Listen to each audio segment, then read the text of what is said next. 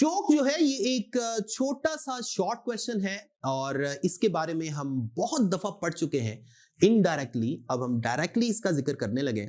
Basically एक single inductor जो है ना, यही चोक का काम करता है। अब इसको जरा ज्यादा हम सोफिस्टिकेटेड अंदाज में बना लेते हैं। हमारे पास एक लेमिनेटेड सिलेंडर है सॉफ्ट आयरन का, यानी सॉफ्ट मैग्नेटिक मटेरियल का। इनके बारे में डिस्कशन हम चैप्टर 17 में जाके भी डिटेल में करेंगे कि magnetic material, soft hard magnetic materials कैसे कैसे होते हैं।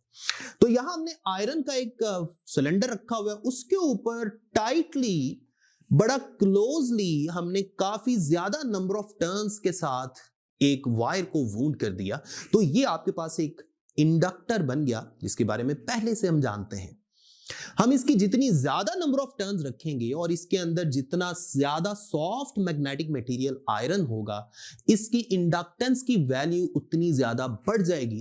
क्योंकि जब ये मैग्नेटिक फील्ड प्रोड्यूस करेगा करंट की वजह से, तो अंदर पड़ा आयरन भी मैग्नेटाइज हो जाएगा, जिसकी वजह से मैग्नेटिक इफेक्ट बढ़ने से इसकी इंडक्टेंस बढ़ जाएगी।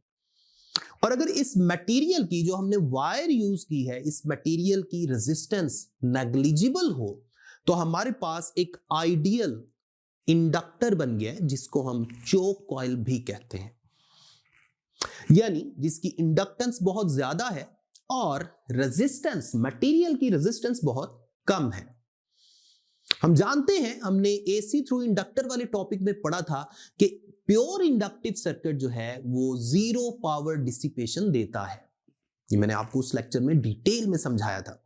इसका मतलब है आपके पास ये जो चोक कॉइल है, ये भी मिनिमम पावर डिसिपेशन देगी। आइडियली तो जीरो पावर डिसिपेशन होनी चाहिए अल्टरनेटिंग करंट्स के लिए, लेकिन चूंकि मटेरियल की थोड़ी बहुत रेजिस्टेंस भी होती है, जिसकी वजह से कुछ ना कुछ पावर डिसिपेट हो जाती है, तो हम कह सकते हैं कि चोक कॉइल एक ऐसी कॉइल है जिसकी मदद से हम अल्टरनेटिंग करंट को कंट्रोल कर सकते हैं विदाउट मच पावर लॉस।